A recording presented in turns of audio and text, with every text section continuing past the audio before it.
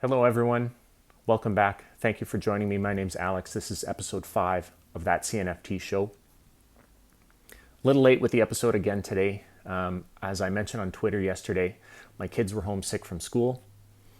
Just a fall time sniffle, but obviously pretty strict where I live, so I can't send them to school. And they're fine, by the way. They've been tested for COVID. They're negative. But unfortunately for me, they gave me a cold as well, so a little bit under the weather today, so it'll probably just be a short discussion that we're having today, and hopefully I'll feel a little bit more like speaking on camera again tomorrow. So let's get to it. So every day, on my main Twitter handle, at Cardano Meta, I post a list like this, where I just list the times of that day's drops. There are so many projects coming out that I don't have time. I don't think anyone has time to vet every single project. But I'm just providing that aggregation service because I go on all the publicly listed ones that you guys already know. I go on When CNFT, CNFT Calendar, CNFT World. And after being told so on Twitter yesterday, I started using Fresh Mints as well. But no one has time to vet every single project. When I'm looking at calendars, if something catches my eye, whether it's something about the art, whether it's a project that I already know something about, whether it's something that I've heard excitement about in the community, I make decisions on whether I want to recommend it, talk to an audience about it, buy it myself. Obviously, no one wants to be rug pulled, and we all have different tastes about what we're looking for in the art. But I wanted to talk today about some of the things that I look at before deciding whether to get into a project or not. So one really easy metric is the size of the following. So I'll check Twitter, I'll check Discord. If there's, say, as a benchmark, 1,000 people on Twitter following and 1,000 people in the Discord, those are really healthy numbers. Now, obviously there's ways to inflate that, either through giveaways. I mean, you can go online and purchase followers if you want. But generally, if a project has a good following, lots of eyes have already been on this project, and lots of people have decided that it's worth at least a Twitter follow. Now, that's not always true. On this show, I've told you about a couple of projects that have very, very small Twitter followings, but the quality of the art is very high, and I'm interested in what is being produced. So that's a different metric. I wouldn't look away from a project or not be interested in buying it just because they don't have a large Twitter following. But it's one thing to look for. Now, the next thing that I look at is, are those Twitter followers being engaged? And if you go into the Discord, is there lots going on? So things that are good signs are giveaways, asking for ideas and feedback from the community, lots of tweets.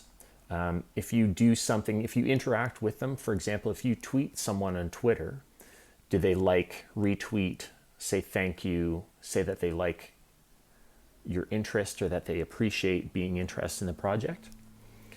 And just in general, are the creators and the people behind the project engaged and interested in building a community around that project? Because, I mean, I've fallen for it a couple of times. I found a very small project and thought, oh, I think this will be cool. This is a good idea. Maybe I'll buy one if it's cheap or whatever. And then I've learned since, absolute crickets in the Discord, maybe a Discord not even set up maybe a website not even in use or serviceable, and very low engagement on Twitter. Basically, what you want to see is if someone is just trying to grab money by putting out an NFT series, an iterative series of 10,000 pieces of basic art, are they investing time, energy, and money into developing that all aspects of the project, or are they just minting 10,000 shiny JPEGs and then that's going to be the end of it? So reach out to creators, ask them about their process, ask them what their plans for the future of the project are.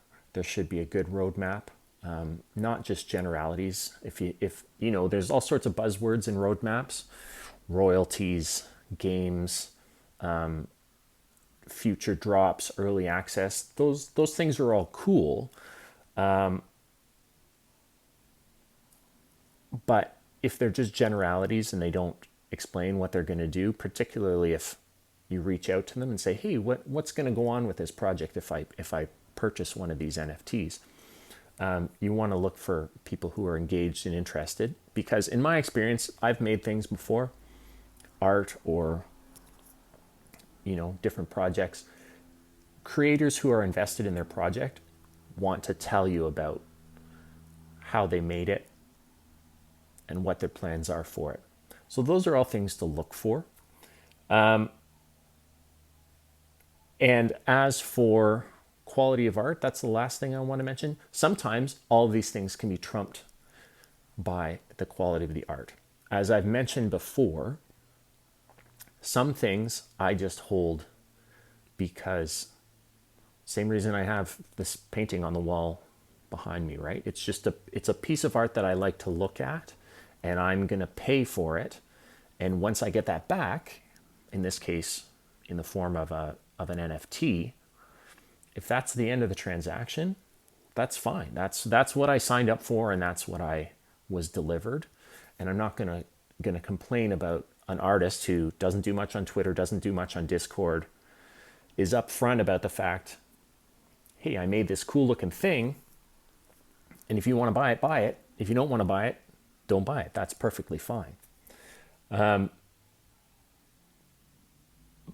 these are all things to think of when you're thinking about purchasing an NFT and whether or not you're going to try to get in on a drop and whether or not you're going to spend your ADA on an NFT that may or may not be a good investment or not. But those are some of the things that I look at. So I hope that helps.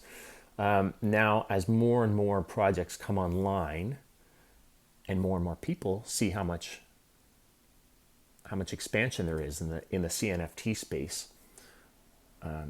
scam projects are going to happen more and more often. So if there are any red flags, you don't have to purchase that just because you think lots of other people are. If there's red flags, ask questions, bring things up in Discord, bring things up on Twitter.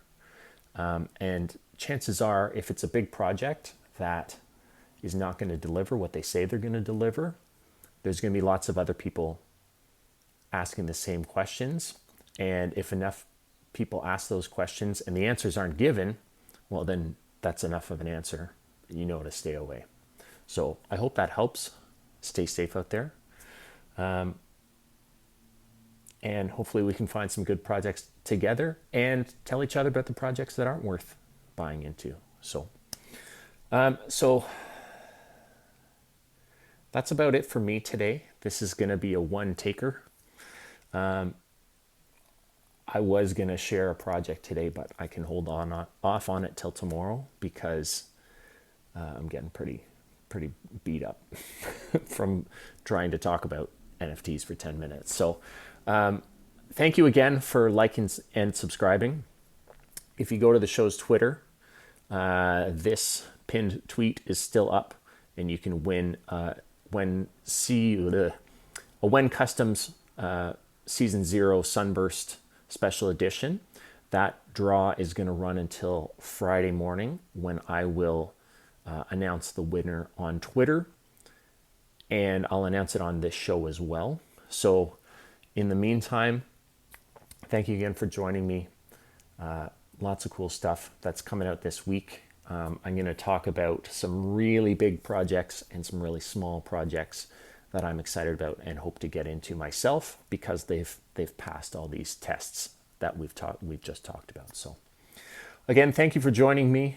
I'll see you tomorrow, and have a great day. Thanks a lot.